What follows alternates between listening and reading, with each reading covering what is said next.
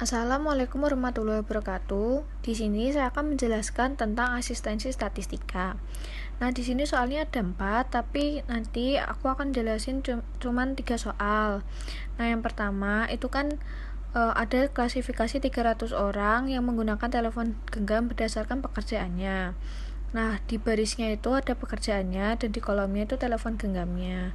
Kita itu disuruh mencari apakah ada hubungan atau pengaruh antara pekerja dengan pemakai telepon genggam. Terus menggunakan alfanya itu 0,5 sama caranya dengan uji Chi-square. Nah, yang pertama itu kita tentukan dulu formulanya. Formulanya itu ada H0 sama H1. Buat H0-nya itu karena barisnya ada 4 sama kolomnya ada 3, jadi nanti P-nya itu ada P1.1 sampai P1.3 dan P4.1 sampai P4.3. Nah, nanti itu tergantung sama jumlah baris dan kolomnya ya. Terus habis itu H1-nya itu tidak semua proporsi sama. Yang kedua, kita tentukan level of significant. Nah, karena itu tadi H0-nya lebih dari 2, jadi kita pakainya X kuadrat di dalam kurung alfa titik koma R min 1 dikali K min 1 dalam kurung. Nah, R-nya itu tadi yaitu jumlah kolomnya, jumlah barisnya, dan K-nya itu jumlah kolomnya. Jadi R-nya itu ada 4, yaitu yang pekerjaannya, dan yang K-nya itu telepon genggamnya, yaitu Oppo, Samsung, dan Apple. Nah, di situ alfanya kan 0,05, jadi ditulis saja X kuadrat dalam kurung 0,05 titik koma dalam kurung 4 min 1 karena R itu 4, terus habis itu dikali dengan K min 1 yaitu 3 minus 1. 4 kurangi 1 kan 3, 3 kurangi 1 2, jadinya 3 kali 2 6. Nah, setelah itu X kuadrat dalam kurung 0,05 titik koma 6. Nah, itu kita cari di tabel X kuadrat ya, itu nanti akan ditemukan 12,592. Itu biasanya di buku kalian ada di halaman terakhir itu X kuadrat dicari yang 0,05 sama 6, nanti ketemu 12,592. Selanjutnya kita buat daerah pengujian. Nah, ini di buku ada ya, grafiknya itu rata-rata bentuknya sama. Nanti 12,592 itu tadi ditulis di sini. Nah, ini dibuat seperti ini. Nanti yang H0 ditolak itu yang melebihi 12,592 dan yang kurangnya itu H0 diterima. Ini ya, H0 diterima itu kurang dari sama dengan 12,592 dan H0 ditolak itu X kuadrat lebih besar dari 12,592.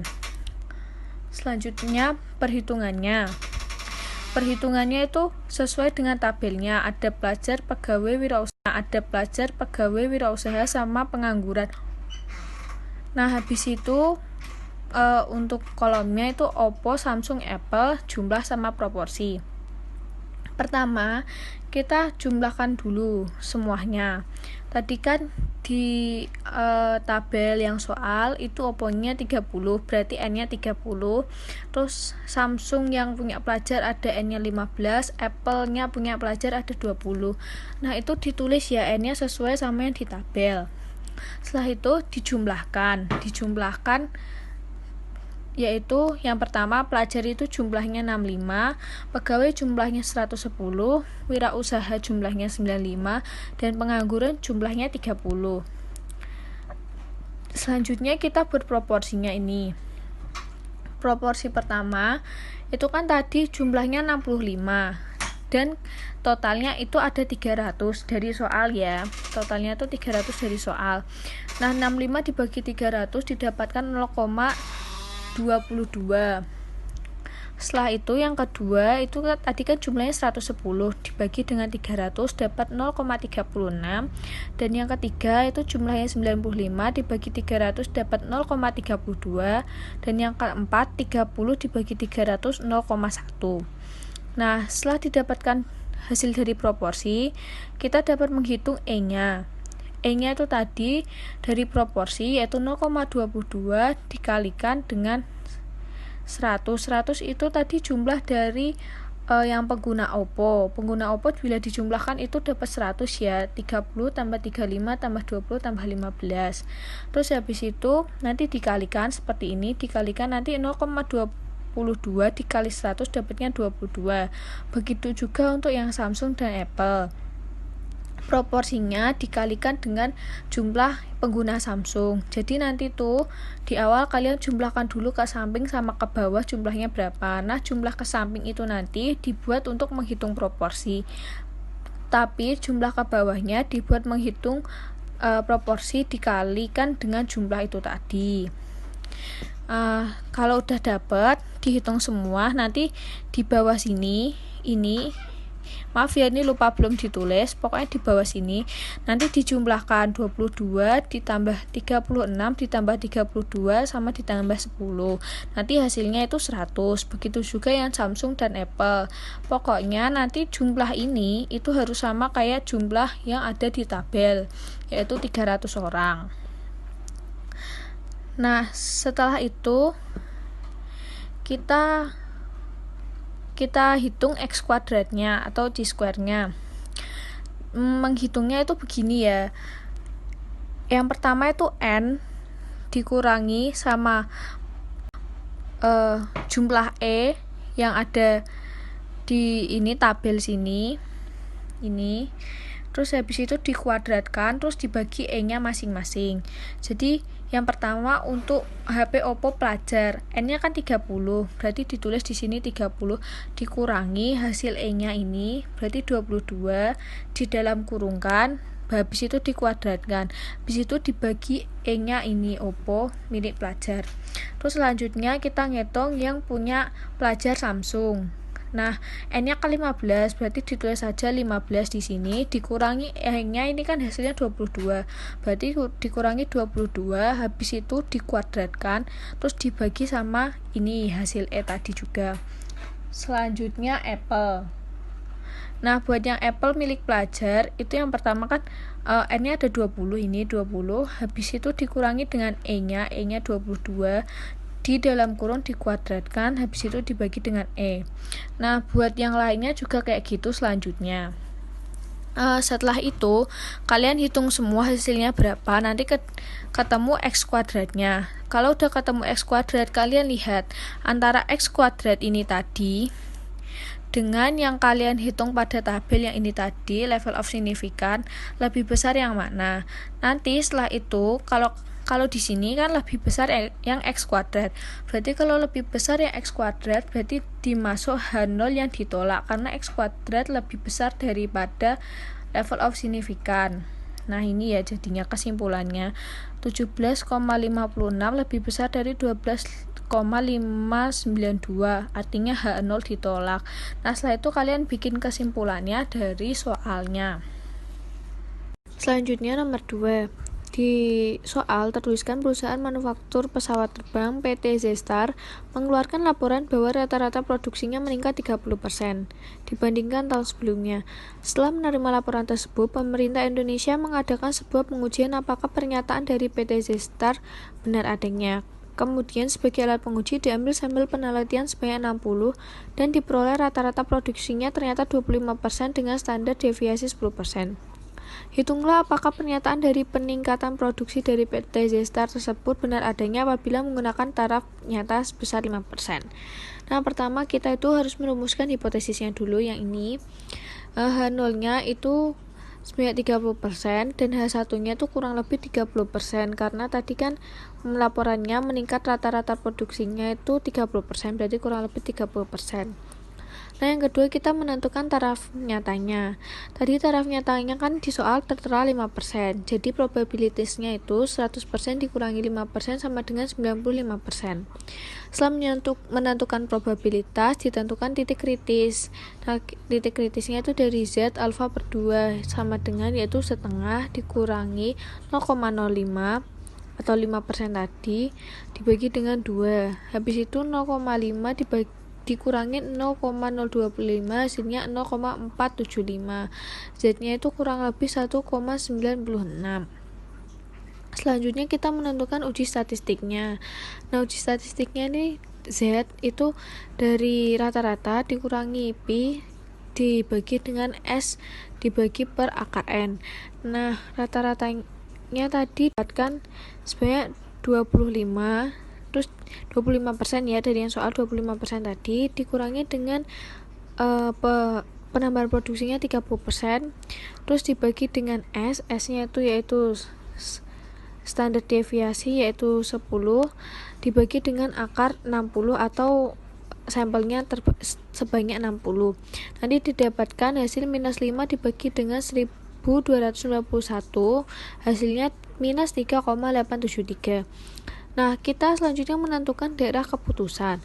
Tadi kan didapatkan minus 1,96 yang dari Z ini kan kurang lebih 1,96. Jadi nanti yang satunya itu di bagian minus yang ini, yang satunya di bagian yang positif yang ini. Jadi yang di bagian negatif itu negatif 1,96, yang positif itu positif 1,96.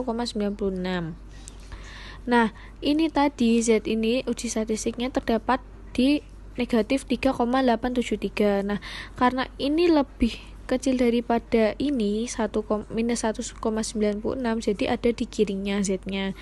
Nah, untuk yang ini Z-nya itu termasuk H0 ditolak, dan untuk yang ini yang di tengahnya itu H0 yang diterima. Dan untuk mengambil keputusannya itu nilai uji Z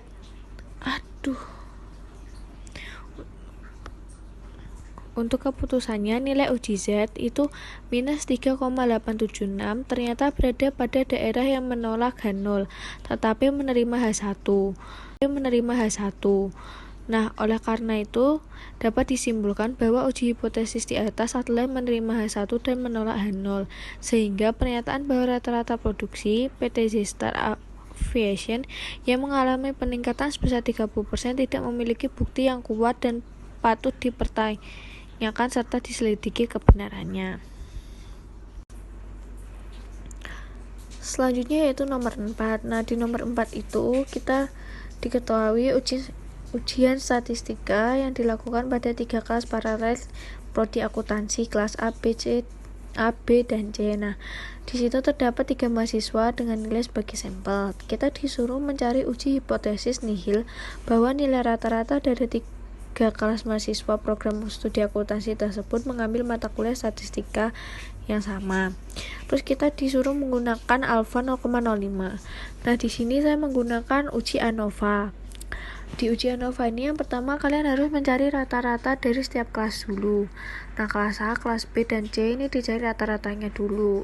Yang contoh kelas A 75 ditambah 74 tambah 66 dibagi dengan 3, nanti ketemu rata-ratanya. Begitu juga kelas B dan C. Selanjutnya yang ditentukan formulanya. H0 nya itu sama dengan P1 sama dengan P2 sama dengan P3, dan untuk H1 nya itu P1 tidak sama dengan P2 dan tidak sama dengan P3. Habis itu menentukan level of significance. Nah, alfanya tadi 0,05 ya ini. Terus kita menguji F-nya, mencari F-nya. Rumusnya itu seperti ini. F dalam kurung alfa titik koma K minus 1 titik koma K dikali N minus 1. Nah, alfanya dimasukkan 0,05, K-nya itu banyaknya kolom, yaitu kelas A, kelas B, dan kelas C ini 3 minus 1.